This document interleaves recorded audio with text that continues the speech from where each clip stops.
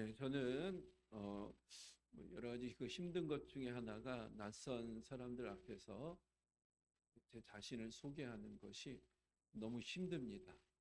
스트레스를 받습니다. 그래서 전에도 한번 말씀드렸는데 멘트를 준비했습니다. 저는 민들레 교회를 섬기는 김준규 목사입니다. 진달래 교회 아니고요. 둥글레 교회 아닙니다. 민들레 교회를 섬기고 있습니다. 이렇게 소개를 하곤 합니다. 오늘 본문에서 예수님 스스로 당신이 어떤 분이신지를 소개하고 있습니다. 예수님께서 스스로를 어떻게 소개하시는가 봤더니 나는 길이다 라고 이렇게 말씀하고 계십니다. 6절 말씀 보니까요. 예수께서 이르시되 내가 곧 길이요 진리요 생명이니. 예수님께서 내가 곧 길이다 라고 당신 스스로를 소개하고 있습니다. 여러분, 길이 가진 특징이 있는데요. 길은 우리를 어디론가 인도해 간다는 겁니다. 오늘 이제 교회 오실 때 걸어오셨던지 차를 타고 오셨던지 어쨌든 길로 오지 않으셨습니까? 그렇죠? 길을 따라가다 보면 어디론가 우리를 목적지로 인도해 가는 특징이 있습니다. 우리 예배당 안에도 양쪽에 길이 있습니다. 의자가 있고 길이 양쪽에 있습니다. 이 길을 따라가면 문으로 나갈 수도 있고 이 길을 따라가다 보면 강대상 쪽으로 올 수도 있는 겁니다. 길은 어디론가 우리를 인도하는 그런 특징을 가지고 있습니다. 예수님께서 나는 길이다 라고 말씀하십니다. 그러면 우리 예수님 길이다 라고 말씀하시는데 우리 예수님께서 우리를 어디로 인도해 가시는 길이실까요? 우리가 예수님을 따라가다 보면 예수님께서 우리를 어느 목적지로 인도해 가시겠습니까? 오늘 본문 안에서 몇 가지를 함께 나누고자 하는데요. 우리 예수님께서 나는 길이다. 우리 길 대신 예수님 따라가다 보면 어디로 인도해 가십니까? 첫 번째는 아버지께로 우리 인도해 주십니다. 우리 함께 따라해 볼까요? 아버지께로 인도하신다. 아버지께로 인도하신다. 6절 말씀 다시 한번 보니까 예수께서 이르시되 내가 곧 길이요 진리요 생명이니 나로 말미암지 않고는 아버지께로 올 자가 없느니라. 예수님은 우리를 아버지께로 인도하시는 길이십니다. 성경적으로 보면 모든 인간은 아버지 집을 떠난 집 나간 아들과 같습니다. 하나님께서 사람을 창조하시고요. 에덴 동산 안에 살게 하셨습니다. 에덴 동산 안에서 마음껏 쉴 수도 있고 마음껏 먹을 수도 있고 마음껏 누릴 수도 있는 특별한 축복을 사람들에게 허락해 주셨습니다. 평안도 있고요. 기쁨도 있고 행복도 있고 그리고 하나님 아버지가 계시는 곳입니다. 그런데 사단이 미혹합니다. 아버지 집을 떠나라. 아버지에게서 벗어나라. 그래야 너희들이 더 평안을 누릴 수 있다. 너가 원하는 대로 인생을 살아가 봐라. 그러면 너가 만족할 수 있는 것이고 평강을 누리고 행복할 수 있는 인생을 살아갈 수 있다라고 미혹합니다. 결국 아담과 하와가 사단 마귀의 시험에 걸려 미혹당합니다. 그래서 아버지를 떠나게 됩니다. 아버지를 떠나자 우리 인생 가운데 찾아온 것이 무엇입니까? 결국은 죽음이 임하게 된 겁니다. 우리는 모두 결국은 다 죽게 됩니다. 뜨거운 여름 날씨를 보냈는데요. 어제 저녁에 이제 설교 준비하기 위해서 공원도 한 바퀴 돌고 산책도 도는데 바람이 예전하고 확 달라진 겁니다. 이렇게 시원한 바람이 느껴지는 겁니다. 조금만 지나면 시원한 바람이 더 시원해지고 차가운 바람으로 바뀌어지게 될 겁니다. 그러면 올 한 해도 이제 지나게 되는 겁니다. 정말 시간은 빠릅니다. 인생은 빠릅니다. 모세도 시편 90편 10절에 이렇게 고백하고 있습니다. 우리의 연수가 70이요 강건하면 80이라도 그 연수의 자랑은 수고와 슬픔뿐이요 신속히 가니 우리가 날아가나이다. 젊었을 때는 잘 모릅니다. 인생이 빠르다는 거 잘 모릅니다. 그런데 60대가 되고 70대가 되고 80대가 되면 야, 내가 언제 이렇게 70대가 되었는가? 내가 언제 이렇게 80대가 되었는가? 정말 인생이 빠르고 시간이 빨리 지나간다 라는 것을 우리가 다 고백하지 않을 수가 없습니다. 빠른 것이 우리 인생이고 우리 삶입니다. 그러면 결국 우리에게 다가오는 것은 뭡니까? 결국 죽음 앞에 설 수밖에 없는 겁니다. 아버지를 벗어났을 때 우리에게 찾아오게 된 것은 죽음입니다. 물론 우리가 70대, 80대가 되어서 죽지 않는다 할지라도 인류 모든 역사를 보면요, 사실 죽고 죽이는 역사가 반복적으로 이어져 가고 있습니다. 심지어 요즘 시대에도 러시아와 우크라이나 벌써 몇 년째 전쟁을 치르고 있습니까? 이란과 또 미국 전쟁이 끝날 것처럼 보이다 또 미사일 쏘고 전쟁이 끝날 것처럼 보이다가 또 미사일 쏘고 계속해서 참 이미 많은 사람들이 죽었고 죽고 죽이는 일들이 반복적으로 이루어져 가고 있는 것을 보게 됩니다. 여러분 좀 같이 서로 좀 사이좋게 지내면 안 됩니까? 화평하게 지내면 안 됩니까? 축복하면서 용서하면서 살면 안 됩니까? 그런데 이 땅에서의 삶은 그와 같지를 않습니다. 하나님을 떠난 사람들은요, 결국은 내가 내 인생을 지켜야 되는 겁니다. 내 힘으로 내 인생을 지켜야 되는 것이고 내 권력으로 인생을 지켜가야 되는 겁니다. 그러니까 사람을 밟아야 나를 지킬 수 있는 것이고 사람을 죽여야 내가 평안을 누릴 수 있다고 생각할 수밖에 없는 것입니다. 그래서 이 땅은 끊임없이 전쟁의 역사가 이어져 가고 있는 것입니다. 아버지 집을 떠난 사람들에게 찾아온 그 결과는 뭐냐? 죽음입니다. 영적으로 죽고 육적으로 죽고 영원한 죽음에 이를 수밖에 없는 겁니다. 누가복음 15장에도 탕자의 비유가 나오지 않습니까? 탕자가 아버지 집을 재산 훔쳐가지고 떠납니다. 아버지를 떠나면 평안할 거예요. 아버지를 떠나면 행복한 인생 살아갈 수 있을 거예요. 아버지를 떠나면 정말 능력 있게 인생을 살아갈 수 있을 거야 라고 생각하고 아버지를 떠납니다. 그런데 결국 탕자에게 찾아온 게 뭡니까? 결국 죽음입니다. 죽음. 영적인 죽음, 육적인 죽음, 영원한 죽음에 이를 수밖에 없었습니다. 만족이 없는 겁니다. 채워지지 않는 겁니다. 더 자극적인 것을 추구하고 노력하고 채우려고 하는데 안 채워지는 것입니다. 더 목마르고 더 갈급하고 더 목마른 인생을 살아갑니다. 결국은 가진 재산도 다 잃어버립니다. 관계도 다 끊어지게 되고 돼지들이 먹는 지엄나무 열매를 먹으면서 하루하루 살아갑니다. 성경에 만약 계속 그 탕자가 그 자리에서 머물러 있었다면 어떻게 됐겠습니까? 병들어 죽었겠죠. 배고파서 아마 죽었을 겁니다. 가진 재산 다 잃고 아무도 돌아봐 주지 않고, 그렇죠? 폐인이 되어서 노숙자 신세가 되어서 결국은 죽을 수밖에 없던 거 아니겠습니까? 근데 그때 탕자가 생각합니다. 아버지가 계셨지. 아버지 집이 있지. 그래서 결국은 아버지께로 돌아옵니다. 아버지께서 아들을 기다리고 있습니다. 그 아들이 오니까 뜨겁게 환영해 줍니다. 격하게 환영합니다. 끌어안고 그 얼굴에 볼을 비비고 그 볼에 뽀뽀를 해줍니다. 환영해 주는 것이죠. 환대해 주는 겁니다.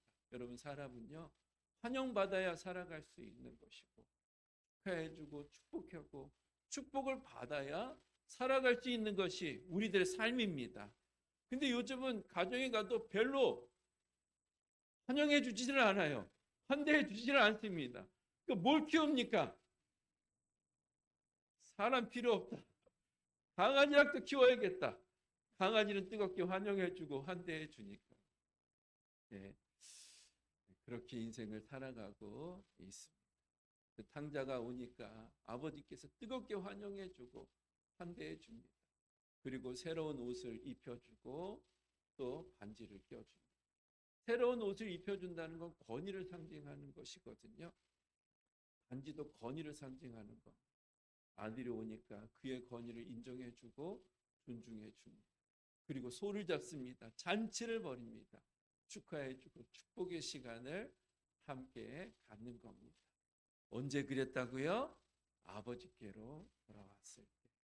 아버지께로 왔을 때 그의 삶 속에 권위도 세워지게 되고 환영도 임하게 되고 축제와 잔치와 같은 인생과 삶을 살아가게 되는 겁니다. 그런데 오늘 예수님께서 우리에게 말씀합니다. 나는 길이다. 우리 예수님은 우리를 어느 곳으로 인도해 가시는 길이신가? 예수께서 이르시되 내가 곧 길이요 진리요 생명이니 나로 말미암지 않고는 아버지께로 올 자가 없느니라. 우리 예수님께서는 우리를 아버지께로 인도해 가시는 길이십니다. 예수님을 붙들고 살면 우리 예수님께서 우리를 아버지께로 인도해 주십니다. 아버지 품 안에 거하게 하시고 환영해 주시고 권위도 세워주시고 축제와 잔치와 같은 인생과 삶을 살아갈 수 있도록 축복해 주십니다. 길 대신 예수님을 꼭 붙드시는 저 여러분들 되시길 주님의 이름으로 축복을 드립니다. 두 번째로 예수님께서는 우리를 어느 곳으로 인도해 가시는 길이신가? 두 번째는요, 예수님은 우리를 자유함으로 인도하시는 길입니다. 우리 함께 따라해 볼까요? 자유케 하신다. 자유케 하신다.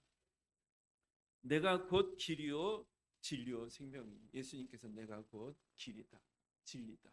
예수님이 나는 진리로 인도해 가는 길이다 말씀하고 계십니다. 그런데 요한복음 8장 32절 말씀 보니까요. 진리를 알지니 진리가 너희를 자유롭게 하리라. 진리는 예수님을 상징하는 것이고 예수님의 말씀을 상징하는 것이죠. 근데 예수님이 우리를 진리 가운데로 인도해 가시는 길입니다. 이 진리는 우리에게 자유함을 줍니다. 진리를 알지 진리가 너희를 자유롭게 하리라. 우리 캄보디아 단기 선교를 갔었을 때 많은 사람들이 이게 공원 같은 곳에 모여 있었습니다. 그리고 가운데는 막 불이 피어져 있었어요. 막 연기가 났습니다. 선교사님께서 말씀하시길 저긴 공원이 아니고 장례를 치르는 장례식장이다. 화장을 하고 있다. 이렇게 말씀을 하고 계셨습니다. 그런데 봤더니요, 그 공원 그 주변에 이 바느질하는 그 뜨개질하는 실타래 있잖아요. 실. 그 빨간 실들이 공원 주변에 이렇게 두르고 있었습니다. 그럼 그것이 뭘 의미하는지 아십니까? 그것이 귀신을 막는 줄이라고 그들이 믿고 있었습니다. 그래서 줄 안에 거하면 그들이 귀신으로부터 이제 보호를 받게 되는 그런 생각들을 하고 있었습니다. 그래서 캄보디아 사람들 가운데는 굉장히 많이 이 손목에 어렸을 때부터 빨간색 실타래, 그런 바느질, 실, 이 팔찌를 하고 다니는 것을 제가 보게 되었습니다. 저희가 가기 전에 이 물에 배가 가라앉아서 수십 명의 사람들이 안타깝게 죽음을 맞이한 사건이 있었다고 합니다. 그런데 그 뒤로 많은 캄보디아 국민이 그 제사를 드리기 위해서 그 제사로 사용하는 제물이 거북이 말고 자라 있잖아요. 자라를 제물로 사용하기도 하고 바나나를 제물로 사용하기도 한다는 겁니다. 그 제사를 드리기 위해서 자라, 그 씨가 말랐다고 합니다. 바나나도 여러분 열대 지방에 제일 많은 게 바나나 아닙니까? 그런데 바나나도 씨가 말랐다고 합니다. 무려 그 가격이 100배나 더 올랐다고 합니다. 왜 그런지 아십니까? 그 귀신들, 물에 빠져 죽은 귀신들이 자기들에게 틈을 탈까 두렵고, 자기 가정에 틈을 탈까 두려워서 제사를 지내기 위해서 자라를 사다 제사 지내고, 바나나를 사다가 제사 지내기 위해서 그와 같은 현상들이 나타나게 되었다는 것. 귀신을 보호하는 것이 아니고, 귀신에서 자신을 보호하는 것이 아니고, 다 귀신에 눌려 사는 것이죠. 귀신에 매여서 살고 있는 겁니다. 자유함이 없는 겁니다. 우리나라 사람들 가운데에도 그렇게 사랑하지만 궁합 때문에 마음대로 결혼하지 못하는 사람들도 또 있고, 이사도 마음대로 하지 못하는 사람들도 있는 것을 보게 됩니다. 손 없는 날, 제일 비싼 날이잖아요. 그때 또 날짜를 정해서 자칫하면 어둠이 들어온다, 귀신이 틈을 탄다, 이런 생각 속에서 자유함이 없는 것을 보게 됩니다. 우리는 언제 이사합니까? 우리는 아무 때나, 싼 날. 저도 한 10번 정도 이사를 했습니다. 그런데 제일 싼 날 정해서 이사를 합니다. 진리를 알지니 진리가 너희를 자유케 하리라. 예수님께서는 우리를 자유함으로 인도해 주시는 길입니다. 우리 교회 예배당은요, 늘 문이 열려져 있습니다. 늘 문이 열려져 있습니다. 개척하고 나서 지하에 있을 때에도 항상 낮에는 문을 열어놨습니다. 밤에 집에 갈 때는 닫기도 했지만 거의 낮에는 문을 열어놓고 있습니다. 누가 손님이 와서 물건 훔쳐가기도 한다, 그런 얘기를 하기도 하시는데, 저는 상관없습니다. 뭐 가져가도 상관없습니다. 우리는 그렇게 값비싼 물건이 없습니다. 뭐 해봤자 뭐 카메라 좀 있고 컴퓨터 있고, 실제로 뭐 그거 얼마 되지 않습니다. 그러니까 마음껏 자유함을 가지고 아무 때나 들어와도 좋다, 가져가도 좋다. 가져가서 회개하고 예수님 믿으면 그것도 할렐루야. 가져가면 하나님께서 더 좋은 것 주실 줄 믿습니다. 그래서 문 열어놓고 다녀요. 문 열어놓고 다닙니다. 저녁에는 우리 예배당은 뭐 집에 들어갈 때는 우리 예배당 들어오는 문 열어놓기는 하지만 거기만 문이 있는 게 아니잖아요.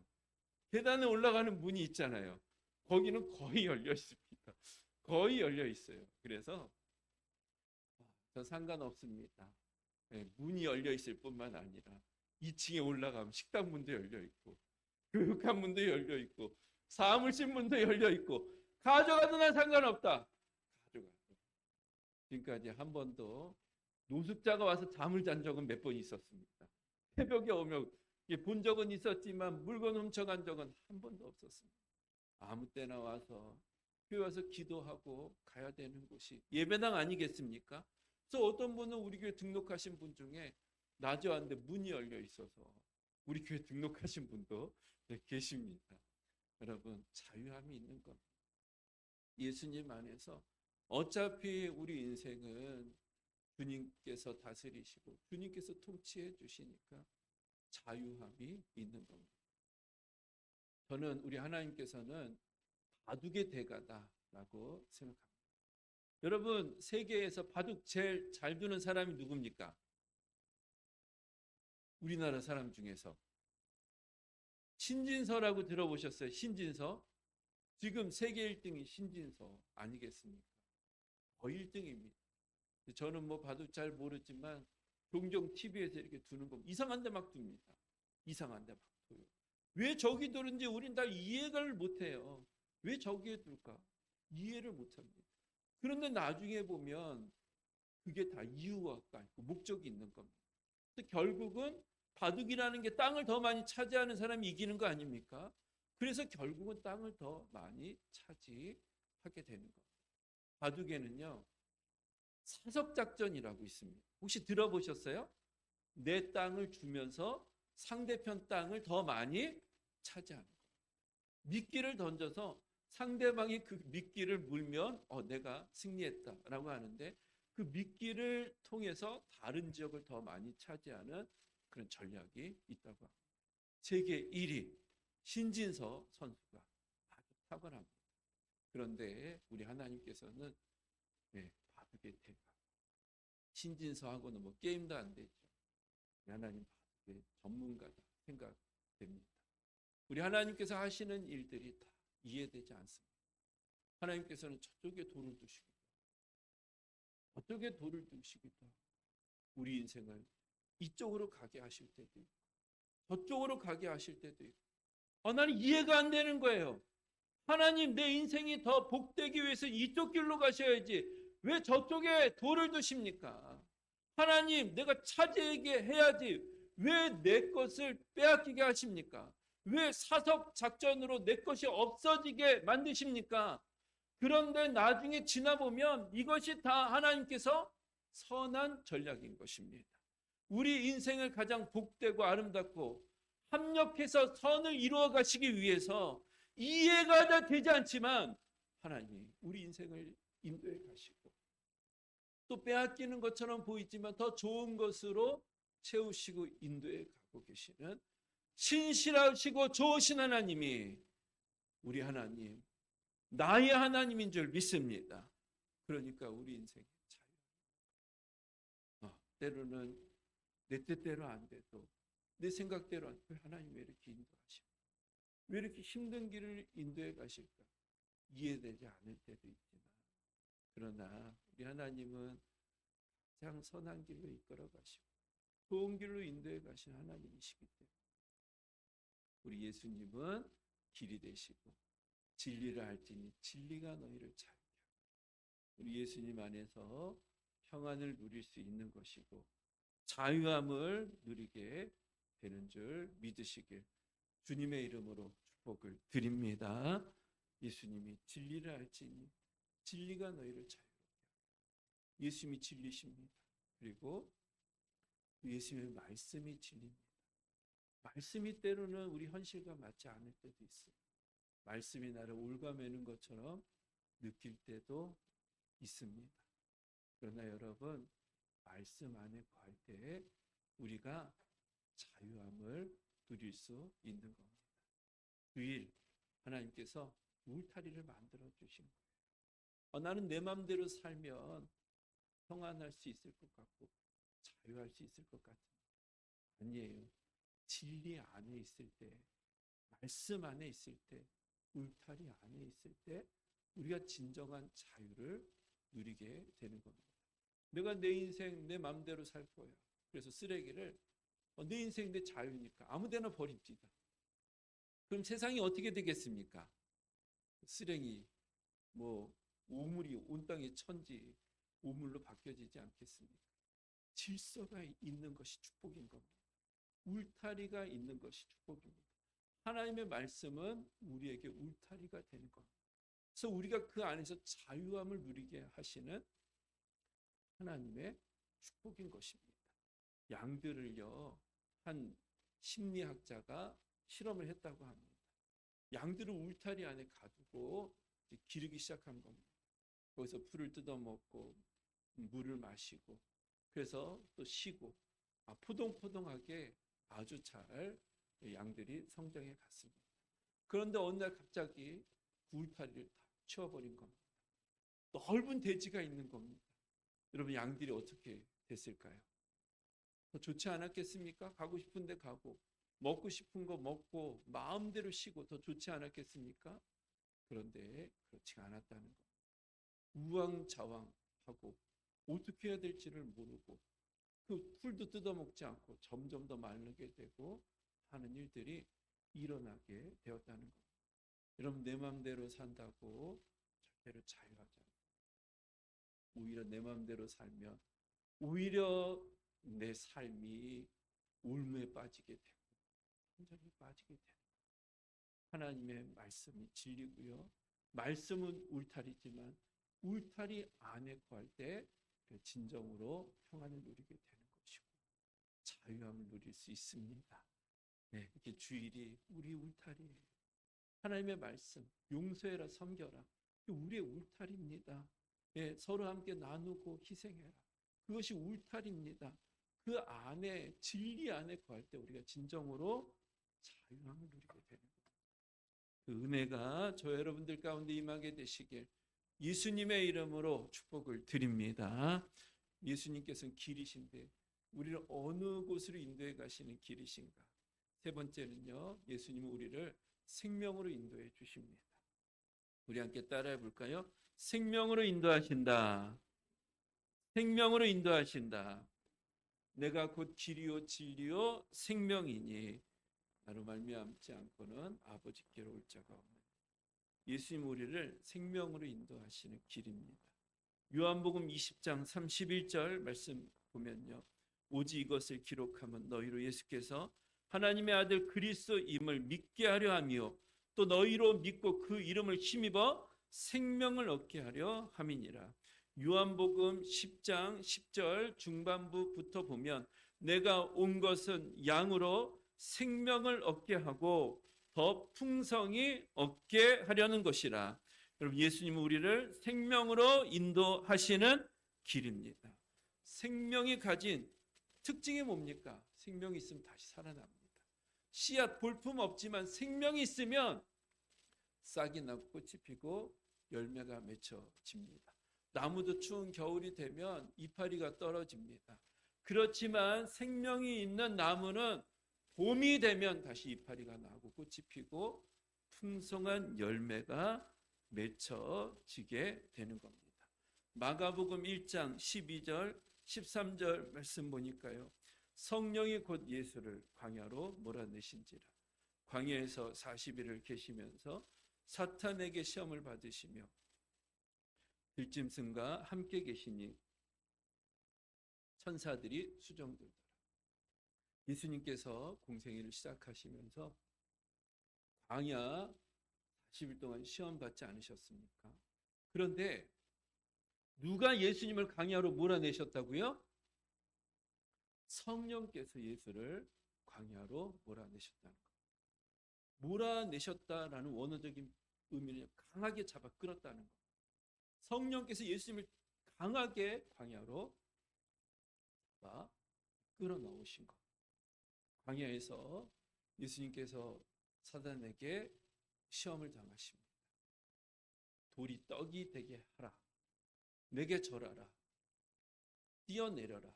너가 하나님의 아들이거든. 뛰어내라. 내게 절하라. 천하 만국의 영광을 너에게 주겠다. 계속해서 시험합니다. 예수님께서 말씀으로 사단 마귀를 대적하십니다. 그런데 성령께서 예수님을 광야로 몰아내셨다 말씀하시고요. 또 광야에 성령님이 함께 계셨고 또 예수님과 함께 하고 계셨던 존재가 있는데요. 13절 후반부에 보니까 사탄에게 시험을 받으시며 들짐승과 함께 계시니 천사들이 어떻게 했다고요? 천사들이 수종됐다. 우리 13절 다시 한번 한번 큰 목소리로 약간 입신이 좀 오시는 분들이 몇 분 계신 것 같아. 13절 다시 한번 읽겠습니다. 시작.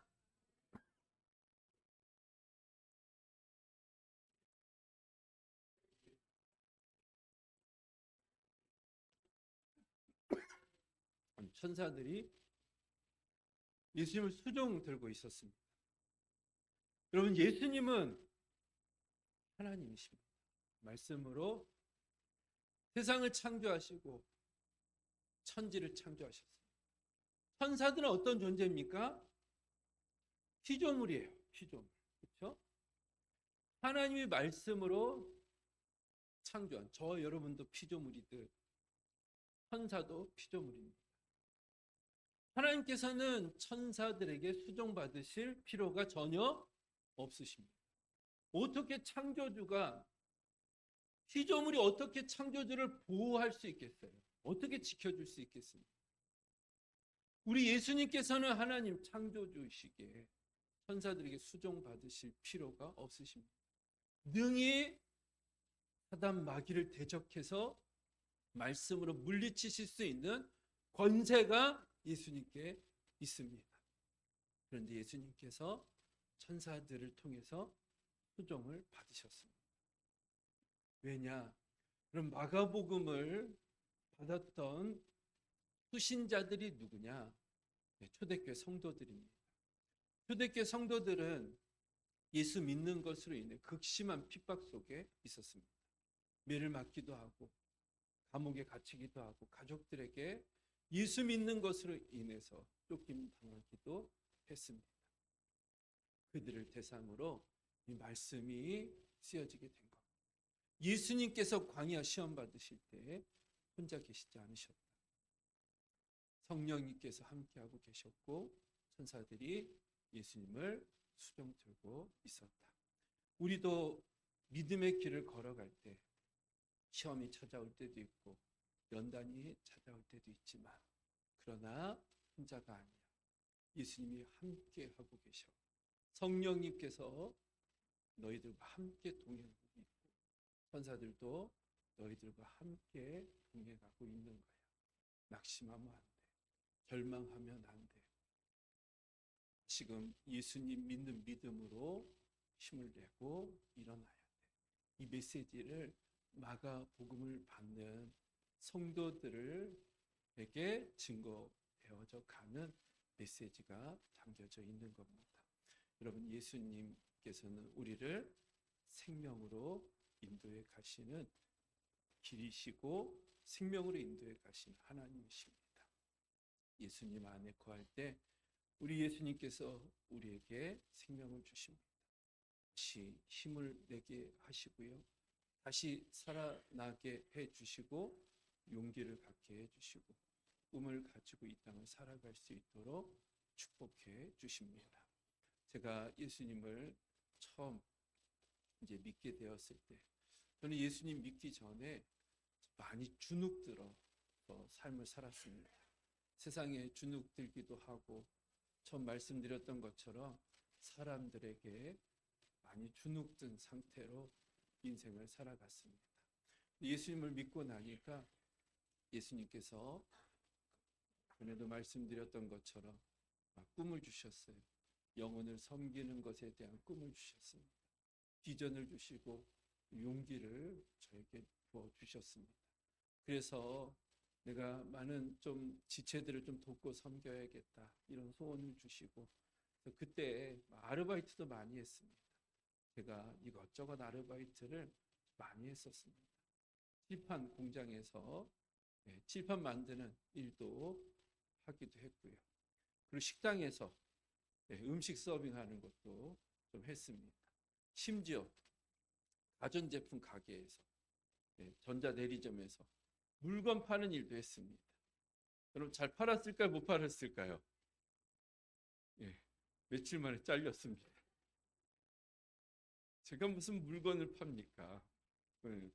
말주변도 있고 또 사람들에게 호감도 주고 잘 설명도 해야 되는데 제가 무슨 뭐 물건을 팔 수 있겠습니까?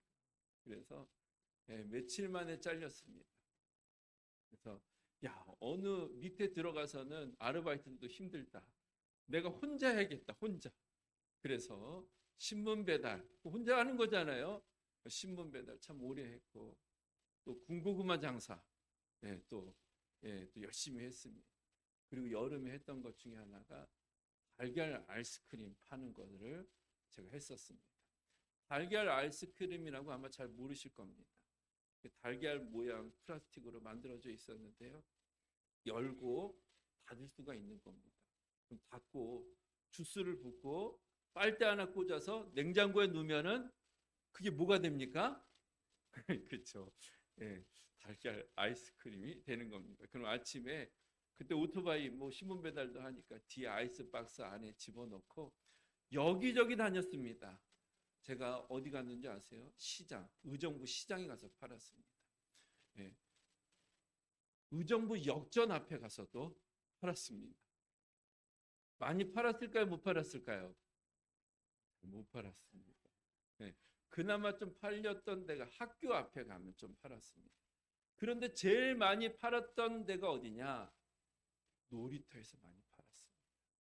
놀이터에서는 애들이 호기심이 있잖아요. 놀다가 와서 봅니다. 한 명이 사 먹으면 친구들이 그 군중 심리가 있어가지고 친구들이 몰려드는 겁니다. 그런데 학교 앞에서는 돈이 없잖아요. 근데 놀이터에서는 집이 가까워요, 멀어요? 다 가까운 데 있잖아요. 그러니까 엄마! 그래서 엄마한테 용돈 받아와서 그때 한 개 500원으로 기억합니다. 싸진 않았는데 많이 팔았던 기억이 납니다. 예수님 믿으니까요. 예수님께서 제 안에 생명을 불어넣어 주시는 겁니다. 실패하고 넘어졌다고 주저앉아 있지 않게 하시고 다시 또 일어나게 해주시고 다시 또 도전하게 하시고 낙심하지 않게 하시고 물론 낙심이 찾아올 때도 있죠. 그러나 또다시 일어나게 하시고 또다시 힘을 갖고 살아갈 수 있도록 우리를 생명 가운데로 인도해 주시는 분이 예수님이신 줄 믿으시길 축복합니다. 말씀을 마칩니다. 아빠와 아이가 심한 눈보라가 치는 밤길을 걸어가고 있었습니다. 아무것도 안 보입니다. 그런데 눈보라가 막 치는 겁니다.